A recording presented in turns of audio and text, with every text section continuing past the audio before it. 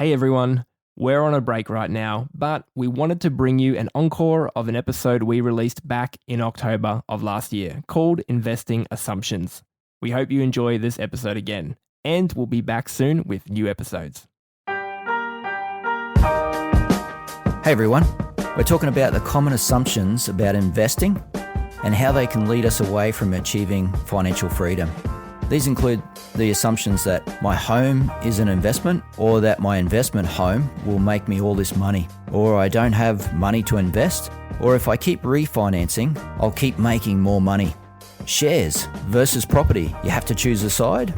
And then later in the show, we'll give you the big three things that determine whether you're actually investing or just gambling. I'm Archie, and you're listening to Mind Over Money.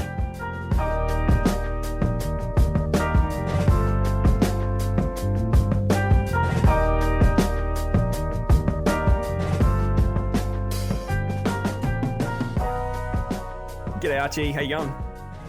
G'day Lachlan. Yeah, fantastic, mate. So today we're talking about investing. Yeah, love talking about investing. Yeah, I love this topic. So right off the bat, for our listeners, what is investing really about? Because there's a lot of assumptions around investing, and I guess that's what we want to talk about today is assumptions when they go wrong. So we've got things like property versus shares. We've got assumptions around how to invest and what investing actually is. So what is investing really about? Yeah, mate. So the goal of investing is really about creating stable financial assets that grow and that create income that we're going to need throughout our lifetime. So when we think about investing, we tend to go into two camps, I find. People go heavy into property or they go into the shares. And, when we say shares, we don't just mean direct shares. We could be talking about, managed funds, ETFs, things like that. But they lean into each side whether it's almost as if they're competing with each other, right? But is that an assumption in itself? Are they really competing with each other? Or Well, both of them can be investments, or both of them can be gambling. It all depends on what your assumptions are and how you're managing it and how you've structured things. And that's where we find for far too many people, they want financial freedom. Aussies want financial freedom and they want to achieve it quickly, like within 5 to 10 years, which is totally doable, but they don't understand the structuring and they don't understand the actual figures and, what needs to go in. Yeah. Whether it's a property investment or share investment, what actually needs to go in to make that work and turn it into an investment rather than gambling. Yeah, right. So I guess instead of the question of property or shares, it's really what's the goal? If the goal's financial freedom, that's the basis where we can understand what's actually going to bring us financial freedom. And then we can start looking at property, shares, or both. Yeah. There's surveys out there. Australians want financial freedom within a couple of years. They don't want to wait their entire life to start living in financial freedom. And that's doable.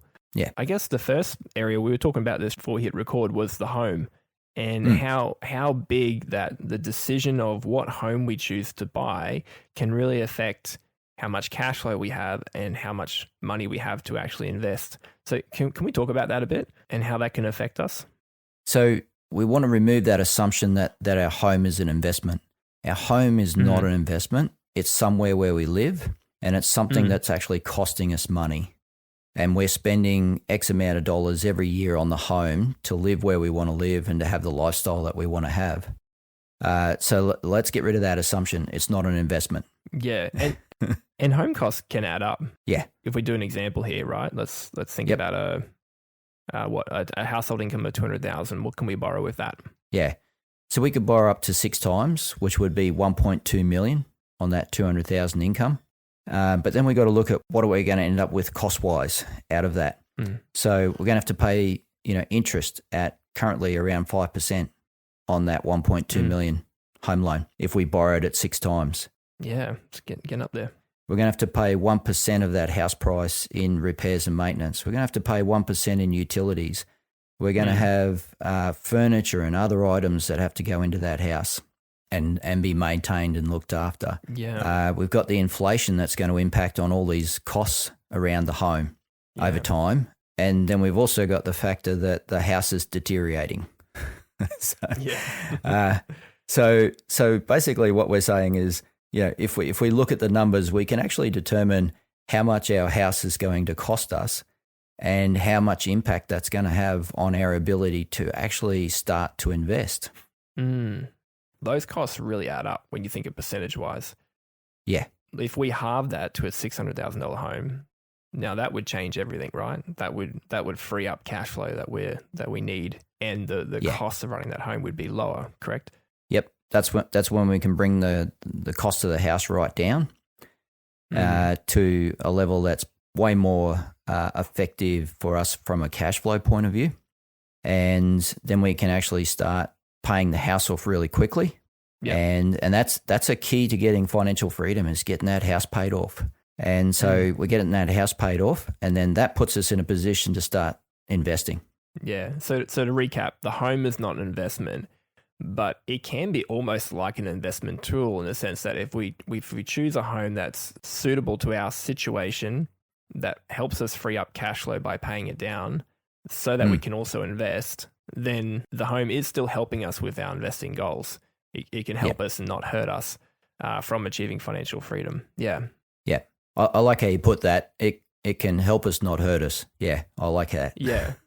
Yeah, because we just wanted to camp there on the home for a second, because that is the biggest, not roadblock, but it's just the thing that can chew up the most amount of money. And if we have assumptions around it, we've got ourselves into this huge home, and it's going to be an investment. It's going to pay off in the long run. We can actually be missing out on what we can be doing now if we had the cash flow. If we were in a home that didn't cost as much to run, that cash flow, what can we do with that today to invest for the future and achieve better result than trying to hang on to a ginormous home that may not be actually serving us as well as we think it is. Yeah. Well, it may not even be a ginormous home because it's all relative to our income. If our income's $100,000 a year, we've still, we're not going to be able to buy a ginormous home, but the amount that we borrow is still going to have a big impact. So, and that's why we use the assumption of 200,000 there in our example, was that we can halve it, we can double it, and people can, work out their figures. Is ginormous a word? It's one I use. That's a ginormous home. Yeah. All right. So, okay, on property though, there's a lot of other assumptions around investment homes, right? Oh, look, the assumptions I commonly run into around investment properties is that one is people think we need to have an investment property to get ahead. And thinking that that's the only way to get ahead, and that someone else is going to pay off the property for us, and which is not correct. We've also got the assumption there that we're going to make all this money straight away out of an investment property, and the figures actually show us it's the other way around. Is that investment property is going to cost you money, and it's going to have an impact on your cash flow. And that impact can be quite detrimental at times, depending on what happens to your cash flow. Yeah, yeah. So those assumptions can really catch us out. Yeah.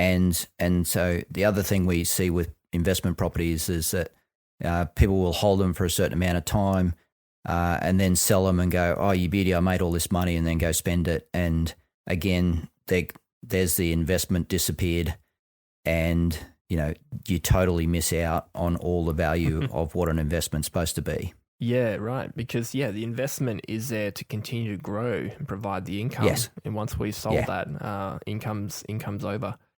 That's it. I guess put a broad disclosure over this. We do need to do our calculations and determine what it's really going to cost to get into that property. And can we actually hold it long enough to create that into a financial asset? So I guess that's one assumption there, is that people think, I've got the property, it's now a financial asset. Is it really? Because it actually takes work to make it a financial asset. You've got to keep that property maintained, but you've also got to pay it down. So it gets to a place where it's creating the income, and it's not on autopilot. It takes work. That's it. I don't think you're going to hear any of this stuff from the property spruikers. That's why we're talking about this on the podcast. Yeah. Okay. So the other assumptions would be then around shares, right? That people can just buy and pick shares and make this ginormous return. There's that word ginormous again. I see people talking about, oh, the ASX up, let's get in and buy something, like as if you can just buy any share and the tide floats all boats, when the market's going gangbusters. Is this building a financial asset? Is this investing, Archie? Yeah. So we come back to the goal of investing. It is to create a stable financial asset that grows and creates income throughout your life. So if we're just putting money into the market when we think we're going to make a return and then quickly taking it back out again, that's not investing. That's just gambling again. The share spruiking. Yeah, we're just after something really quick and we're going to end up spending that money and we don't actually achieve anything with it, and we still don't have a financial asset. So we've got to come back and keep going. The goal is to create financial assets, and those assets, are going to grow, and those financial assets are going to produce income throughout our whole life for us. Yeah. And it takes time. Yeah, we're looking at like 30 years plus here. Yeah. Which I think we disregard. We think 30 years and we go, oh yeah, will I be around in 30 years? Like we're people living into their 90s now. So, 30 years to, let's say, to build up to $1 million investment. And then for the next 30 years, that $1 million will generate many more millions, depending on the return on the investment. So even if we're 30 years now, this is a great time to start investing, right? Oh, yeah, absolutely. Actually, you'll find for most of us, it doesn't matter what our age, it's a great time for investing. But you've got to look at your situation and what's going to be suitable for you, and make the most of it, because there is a lot of money on the line, a lot of income on the line that you can easily miss out on if you don't invest. And there's a lot of fear around investing, and so that's what we're trying to do here, is help people get past that fear, get some actual figures, and get that security of knowing that, hey, this is actually very doable. We're going to put a link in the show notes. Depending on when you listen to this, it'll come up soon in the show notes with some resources around the cost, the entry cost of investing in property and shares, and the ongoing cost. And so, but really what that's showing is what it's going to take to achieve $1 million in financial assets over 30 years. And it will just show you some general breakdowns of what kind of costs you could expect. Very good.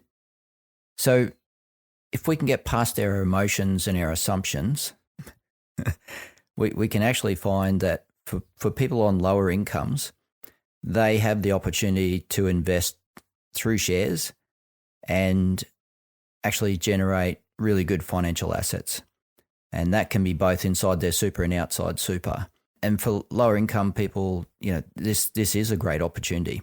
It takes very little money to generate some pretty good investments. And we're not talking supercharged returns or anything like that. If we start seeing people spruiking about great big returns, we know it's a scam. So, we're not talking about that. We're just talking about, making average returns and sticking within the limits, of keeping things, fairly secure. So if we can get past those emotions, and we can get past the assumption that it's only property that's going to make me wealth, or it's only property that's going to give me income. If we get past those assumptions, this whole big world can open up to us, and we can find ourselves doing extremely well very quickly, because there's so much on offer to us. Stuff that probably my parents never had access to, but it's definitely available today. After the break, we'll talk about the big 3 things that determine if you're actually investing or not.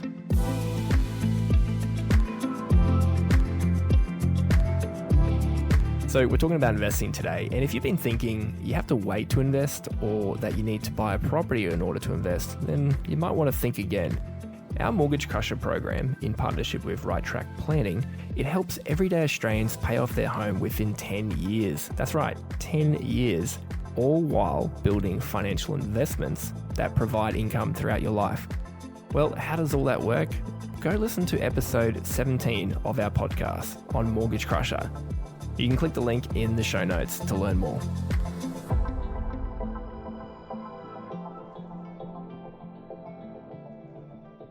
Okay, Archie, there are three big things that actually determine whether we're investing or not, right? We call these the big three.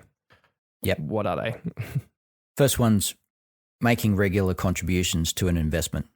The second one is adequate returns achieved on that investment and reinvesting those returns. And the third one is time allocated for the investment to achieve compounding returns. So these three, these are really to stop us from gambling, right? Yeah. So if these three aren't happening, we're probably not investing. We're probably just having a go. Yeah. Yeah. Having a guess. If you take away the regular contributions, you're definitely gambling. If you take away having adequate return and you're waiting for some big payoff, you're gambling. And, if you don't give it enough time and you're looking for something to happen really quickly, again, you're back to gambling again. So let's break down each of those three a little bit there. So with regular contributions, what is that? What do you mean by that? So whether it's property or shares, we've got to be putting money into the investment. So we've got to be contributing to it. And that's where we can make assumptions that, the rent on the property is paying for the property. I don't need to put anything into it. And that's not true because you've got to pay the loan off. And so to pay the loan off, you got to put money in. So yeah, whether it's property or shares, got to have those regular contributions happening. The contributions do need to be regular and consistent. That's where we always see the best results, is having those regular, consistent contributions going in. Just throwing a lump sum in or throwing some money in and then hoping it's going to do okay, that's not the answer. It's having those regular amounts going in. That's the key. And then when it comes to returns and reinvestment, what are the steps involved there? So we've got to have a target return because when you do your calculations, especially if you look, say, over a period of 30 years, you've got to have that target return that's going to achieve what you need it to achieve from an investment point of view. Is it going to grow fast enough? Is it going to produce enough income? You have that target return. So that target return could be, say, 12%. This gives us measurements. This gives us a way of knowing that we're on track and that our investments are working and that, we're going to actually achieve our goals. And all of that return needs to be reinvested because if we start taking that return, we lose our compounding effect. So if we take the income that's being generated from an investment property, that investment property, is now not going to achieve the return that we expect over time. So it's not going to grow into the investment that we expect. The same with shares. It's basically you're flattening the curve of compounding growth, which is the best part. Yeah. Yeah. And too many people redraw and refinance their investments, especially if it's an investment property. And so again, that keeps taking the profit out of and the return out of the investment. And so the investment ends up doing nothing. And you can easily get 20 years down the track and find that you've got a property that you still owe everything on and you have no real investment. So that's the sort of stuff we want to avoid there. When it comes to time is our friend if we've got the first two correct. So if we're making the contributions, we've got the return on the investment and we're reinvesting it, then this is where the amazing stuff starts to happen because over time, a very small investment of $158,000 of our money contributed over 30 years, which is only $4,000 a year, will turn into $1 million if we're getting at least an 8% return. So, we can achieve so much here when we can figure out how much can we, start putting in. And the sooner we put it in, the better. So if we start contributing 4,000 this year and then next year we put in 8,000, we keep going at 8,000, we have a really good indication that, we're going to build this really nice financial asset. And the issue that we have with time is that people give up too soon. They get 5 years down the track and they look at this investment that's got $50,000 in it and they go, oh, this thing's so puny. I think I'll just go buy a car, or I'll just go, I'll whack it into an investment property or something. And they don't let it actually achieve what it's supposed to achieve. Because after 5 years, you won't have much there. But after 10 years, you've got like $80,000 or $90,000. Then after 20 years, you've got $200,000. And it just keeps on multiplying. And so you've done all the hard yards in the 5 to 10 year mark, and then most of the rest of it is going to be compounding returns. Yeah. So you take away one or more of these three things, and you've basically gone from investing back to gambling, which is not what we want, because that doesn't give us any benefits. If the goal is financial freedom, we want to remove the assumptions and be investing. That's it. So wrapping up, I guess what do you hope that people can take away from what we've just talked about? Number one, really work out what your home is going to be, so that you can work out how much cash flow you can free up to actually invest. That'd be the number one thing, and find a way of being content with your home. Because, if we lose that contentment, we're going to chase this thing that's going to basically kill our finances and kill our financial freedom. Yeah. Because the home is the biggest cost to Australians. Be aware that, refinancing to fix cash flow problems tells you that you've got actually a major problem. So refinancing is not the way to fix things.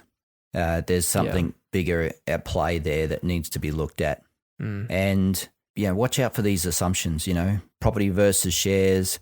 Watch out for those assumptions about quick fixes, whether it's property, this property is going to make me all this money and I'm going to have all this surplus income straight away. Watch out for those assumptions, because they're the things that really catch you out and cause a lot of financial confusion of, hang on, I did this thing, I should be doing really well and I'm not doing well. And now I've got this cash flow problem. And it's usually because of those assumptions. Some people actually make the assumption that by buying the investment property that they're going to be able to stop working. They're going to have all this money coming in and they're going to be able to actually stop working. And they actually haven't done the numbers on it to know, when it is that investment property is going to start really producing for you. And the fact is, for most of us, that investment property is not going to produce for us for probably 30 years. So we need to carry that thing for 30 years. And that's a bit of a mind blower. If you look at how much you're paying off on your home in a year and how much you're investing, you can make substantial growth, just in, those first 5 years, you can actually have really substantial growth towards financial freedom and achieving financial freedom, because you're paying off debt and you're getting investments in place. And it's amazing the difference that makes. Yeah, that's awesome. I love that. Well, I think today we hit a couple of assumptions there. We probably haven't got them all, but I think that started the conversation for a lot of people. So please reach out, click the link in the show notes if you want to connect with someone from our team to get help with your finances and actually start to work through some of these assumptions and work through your situation. Or if you want to learn more about our Mortgage Crusher program through our wealth partners, that strategy helps you eliminate your home loan and invest at the same time, which is exactly what we've been talking about in today's conversation. All right, Archie, till next time. Yeah, beautiful. We'll talk to you guys again soon. We'll pick this up next week. Thanks, Lachlan. Thanks, everyone.